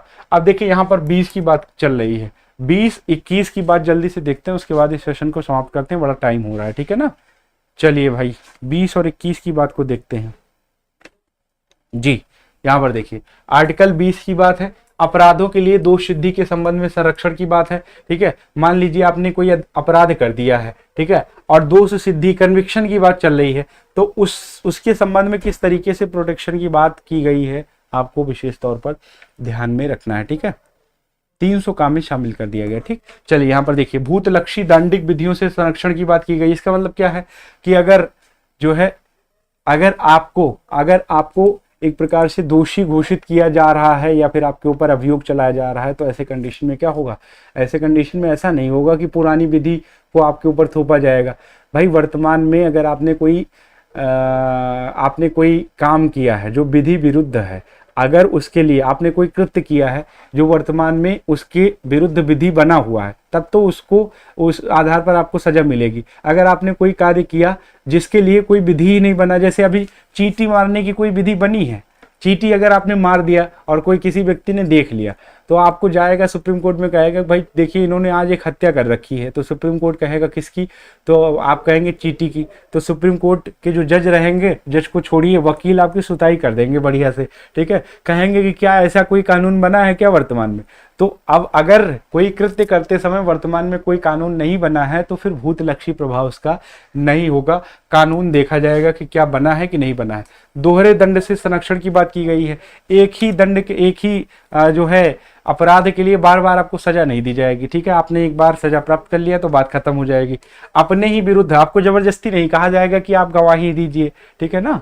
हाँ जी, आपको जबरदस्ती नहीं कहा जाए। जैसे साइबर फ्रॉड अभी हो रहा है, ठीक है, साइबर फ्रॉड व्यापक स्तर से हो रहा है। अब सरकार की भी नजरें खुल गई हैं, साइबर अपराध, साइबर क्राइम को एक प्रकार से आईटी एक्ट के अंतर्गत शामिल किया। पहले तो था ही नहीं, पहले कई लोग साइबर फ्रॉड कर लेते थे, कहते थे देखिए कोई विधि ही नहीं बनी है तो हमको कैसे आप सजा देंगे। तो आप देखेंगे सरकार जो है एक्टिव हो गई है। अपने ही विरुद्ध आपको गवाही नहीं दिलवाया जा सकता। आपने पुलिस के सामने कह दिया कि ठीक ही हमने जो है ये अपराध किया, फिर आप गए कोर्ट के सामने कह दिए कि इन्होंने जबरदस्ती हमसे कहवाया था कि आप स्वीकार कर लीजिए, माना नहीं जाएगा दोस्तों। अगर आपको पुलिस वाले मार रहे हैं बहुत, ठीक है, मान भगवान न करे कि कभी आप अपराध में फंसे, इत्तेफाक से आपको गलत तरीके से फंसा दिया गया और पुलिस वाले कह रहे हैं कि आप कबूल कर लीजिए कि जो है आपने ही अपराध किया है, तो कह लीजिए हाँ ठीक है हमने किया है। फिर बाद में आप कोर्ट के सामने जाएंगे तो आप कह दीजिए इन्होंने जबरदस्ती कहवाया था हमसे, तो वहां पर पुलिस वालों के सामने जो आपने बयान दिया है उसको मान्य नहीं माना जाएगा। जबरन आपसे गवाही नहीं दिलवाया जा सकता, ठीक है। आर्टिकल 21 की बात करते हैं तो इसमें प्राण एवं दैहिक स्वतंत्रता के संरक्षण की बात की गई है। ये काफी व्यापक टर्म है। सुप्रीम कोर्ट ने कई सारे डिसीजन के माध्यम से इसको क्या किया, इसको और फलीभूत किया है। देखिए यहाँ पर किसी व्यक्ति को उसके प्राण एवं दैहिक स्वतंत्रता से विधि द्वारा स्थापित प्रक्रिया के अनुसार ही वंचित किया जा सकता है, अन्यथा नहीं। यानी विधि के द्वारा ही किसी व्यक्ति को जो है प्राण। क्लास की टाइम क्या है सर? बस क्लास ओवर होने वाली है, ठीक है ना। बस आप देखेंगे क्लास की टाइम वैसे 9:30 से 10:30 होती है, लेकिन आज क्लास 11 बजे से चालू हुई है, तो आज क्लास 10 बजे से चालू हुई है ना। 10 बजे से लेकर के 11 बजे तक चलनी चाहिए। 9 मिनट एक्स्ट्रा हो गई है, तो आप सभी लोग पढ़िए, बस 5 मिनट में क्लास खत्म हो जाएगी, ठीक है। यहाँ पर देखिए, हाँ जी, गवाही कोर्ट के सामने ही मान्य है। चलिए आपको पता है कि विधि बना करके प्राण एवं दैहिक स्वतंत्रता का हनन किया जा सकता है, विधि लेकिन बनना चाहिए, वो भी लॉजिकल होना चाहिए, ठीक है। यहाँ पर देखिए AK गोपालन बनाम मद्रास राज्य में सुप्रीम कोर्ट ने इसको और विस्तारित किया। मेनका गांधी वाद में आप देखेंगे 1978 में सुप्रीम कोर्ट ने कई चीजों को और इसमें ऐड किया। बस 2 आप वाद याद रखिएगा, ज्यादा इसमें डिटेलिंग में जानने की जरूरत नहीं है। स्वच्छ वायु का अधिकार, स्वच्छ हवा का अधिकार, नींद लेने का अधिकार, ठीक है ना, ये सारी बातें आप सभी लोग देखेंगे आर्टिकल 21 के ही अंतर्गत आता है, ठीक है। चलिए यहाँ पर देखिए, यहाँ पर आर्टिकल 22 ये लास्ट आर्टिकल है। इसी के बाद अब आपके सामने कुछ प्रश्न रहेंगे, उसके बाद आप सभी लोग जो है क्लास को एंड कर देंगे, फिर आराम से खाना पीना खाइएगा। पहला है आर्टिकल 22 में कुछ दशाओं में गिरफ्तारी और निरोध से संरक्षण की बात की गई है। अब देखिए वो दशाएं कौन कौन सी हैं। पहले अगर मान लीजिए कोई पुलिस वाला आपके पास आता है आपको गिरफ्तार करने, तो आपको गिरफ्तार करने के कारण पूछना है। कोई पुलिस वाला आया ऐसे ही आपको गिरफ्तार नहीं कर सकता है, आपके पास मौलिक अधिकार हैं, ठीक है। हाँ, निवारक निरोध की कंडीशन में आप देखेंगे कि भाई नजरबंदी ही कर रहा है आपको, तो फिर आप नहीं पूछ सकते हैं, ठीक है। और उसके लिए भी दोस्तों 3 महीने से अधिक नहीं कर सकते, उसके लिए फिर एक प्रकार से उसको बढ़ाने के लिए आयोग की सिफारिश लेनी पड़ेगी, ठीक है ना। उसमें मानवाधिकार आयोग भी शामिल रहता है, ठीक है। मानवाधिकार आयोग के सदस्य भी शामिल रहते हैं, सुप्रीम कोर्ट के भी सदस्य, सुप्रीम कोर्ट के भी जस्टिस शामिल रहते हैं। तो अपनी गिरफ्तारी का इन जनरल आप देखेंगे, आपको कारण पूछने का अधिकार है। कोई भी व्यक्ति आप देखें, पुलिस वाला अगर आपको कोई गिरफ्तार करने के लिए आता है तो आप सबसे पहले उससे पूछिए कि भाई क्या कारण है, किस वजह से आप हमें गिरफ्तार करना चाह रहे हैं, वारंट कहाँ है आपके पास, ठीक है ना, गिरफ्तारी वारंट कहाँ है। अपनी रुचि की, अब मान लीजिए आप गिरफ्तार ही हो गए, आप जेल बंद हो गए, तो फिर ऐसे कंडीशन में पुलिस वाले आपको वकील को करने से या विधि व्यवसायी या फिर अधिवक्ता को करने से मना नहीं कर सकते हैं। आप अपनी मन पसंद की विधि व्यवसायी को हायर कर सकते हैं, ये आपका अधिकार है आर्टिकल 22 के अंतर्गत। 24 घंटे के अंदर आपको स्थानीय मजिस्ट्रेट यानी पुलिस वाले को जिसने आपको हिरासत में लिया है उसको स्थानीय मजिस्ट्रेट के अंदर पेश करना होगा, ठीक है ना। हाँ जी, आप देखेंगे कि उसको स्थानीय मजिस्ट्रेट के अंदर पेश करना होगा, लेकिन इसमें यात्रा के समय को हटा दिया जाता है। अब मान लीजिए 4 व्हीलर से जा रहा है, ठीक है, और कहीं ट्रेन जो है, हमारे यहाँ तो भारतीय ट्रेनें भी बड़ी लेट चलती हैं दोस्तों, अभी तो ट्रेन हादसा भी बहुत बढ़ गया है। अब कहीं पुलिस वाले जो है रेलवे क्रॉसिंग पर हैं, आधा घंटा लगा हुआ है, आप कह रहे हैं 24 घंटे आधा मिनट हो गया है, तो फिर जो यात्रा का समय उसको हटा करके 24 घंटे के अंदर जो है इनको पेश करना होगा स्थानीय मजिस्ट्रेट के पास, ठीक है। यात्रा के समय को हटा करके, यात्रा के समय को निकाल कर या हटाकर या छोड़कर, ठीक है, छोड़कर आप देखेंगे कि 24 घंटे के अंतर्गत स्थानीय मजिस्ट्रेट के पास इनको पेश करना होगा जिसको आपने हिरासत में लिया है। चलिए यहाँ पर भाई अब अभ्यास प्रश्न जल्दी से करिए, क्लास को एंड करते हैं, ठीक है जी। चलिए यहाँ पर देखिए, शिक्षा का अधिकार मौलिक अधिकारों में सम्मिलित किया गया। आप बताएं भाई, अच्छा शिक्षा के अधिकार को बताए थे कि नहीं बताए थे? यहाँ पर हमने बता रखा होगा भाई, शिक्षा का अधिकार नहीं बताया था क्या? शिक्षा के अधिकार आप सभी लोगों को, चलिए मैं बता देता हूँ। आर्टिकल 21 का में राइट टू एजुकेशन की बात की गई है, राइट टू एजुकेशन की बात की गई है, ठीक है ना जी, राइट टू एजुकेशन की बात की गई है। इसको देखेंगे 86वें संविधान संशोधन 2002 द्वारा इसको जोड़ा गया है, ठीक है। और राज्य को ये कर्तव्य दी गई है, संविधान 2002 द्वारा आप देखेंगे कि जोड़ा गया है संविधान में। राज्य का क्या कर्तव्य होगा? राज्य का कर्तव्य होगा, राज्य को ये एक प्रकार से जिम्मेदारी दी गई है, राज्य प्रत्येक उस बालक को जो 6 से 14 वर्ष के मध्य में है, ठीक है, 14 वर्ष के मध्य में है, उसको क्या करेगा? उसको बेसिक एजुकेशन प्रोवाइड करवाएगा। ये जिम्मेदारी किसकी है? राज्य की है। राइट टू एजुकेशन एक्ट आपको पता होगा 2009 में पारित भी किया गया था ना। चलिए यहाँ पर बताइए भाई, अब आपसे लास्ट में क्वेश्चन पूछा जाएगा, उसके बाद में सेशन को एंड करेंगे, ठीक है। जल्दी से आप देखिए, शिक्षा का अधिकार मौलिक अधिकारों में सम्मिलित किया गया है। कौन से संविधान संशोधन? अभी मैंने आपको बताया है, ठीक है, तो विकल्प सी हो जाएगा। चलिए आगे देखिए, अगला क्वेश्चन कौन सा दिखाई पड़ता है? अगला क्वेश्चन है हाँ ये हो गया। अगला क्वेश्चन आप देखिए, अगला क्वेश्चन है निम्नलिखित में से कौन संविधान के अनुच्छेद 21 के दायरे में नहीं आता है? 21 के दायरे में कौन सा नहीं आता है भाई? राइट टू लाइफ की बात की गई है ना, जीवन जीने की स्वतंत्रता की बात की गई है, आप सभी लोगों को पता है। कौन सा नहीं आता है भाई बताएं? एक चिकित्सक द्वारा घायल को चिकित्सीय सहायता, एकदम ठीक बात है।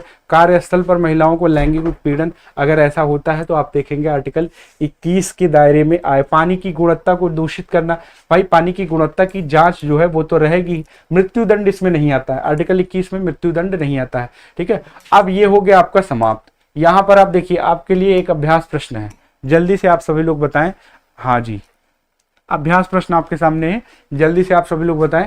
अनुच्छेद 22 के अंतर्गत व्यक्तियों की गिरफ्तारी और निरोध के संरक्षण के संबंध में निम्नलिखित में से कौन सा कथन सही नहीं है, ये आपका अभ्यास प्रश्न है। इसमें आपका विकल्प है गिरफ्तार किए गए व्यक्ति को गिरफ्तारी के कारणों से अवगत कराए बिना अभिरक्षा में निरुद्ध नहीं रखा जाएगा, पहला। दूसरा, किसी व्यक्ति को अपनी रुचि के विधि सलाहकार से परामर्श करने और बचाव कराने का अधिकार से वंचित नहीं किया जाएगा। तीसरा, गिरफ्तार किए गए तथा अभिरक्षा में निरुद्ध रखे गए प्रत्येक व्यक्ति को उसकी गिरफ्तारी के 1 सप्ताह की अवधि में निकटतम मजिस्ट्रेट के समक्ष प्रस्तुत किया जाएगा। क्या ये बात मैंने आपको बताई है? चौथा, न्यायिक आदेश के अनुसरण में कारागार में रखे गए किसी व्यक्ति को गिरफ्तारी से संरक्षण का अधिकार प्राप्त नहीं हो सकता। अब 4 विकल्प हैं, 4 में से सही क्या है आप सभी लोग जल्दी से इसका कमेंट करके बताइएगा ऑफलाइन, ठीक है। तो चलिए फिर मिलते हैं अगले सेशन में, तब तक के लिए आप सभी लोग ध्यान रखिएगा। बहुत बहुत धन्यवाद।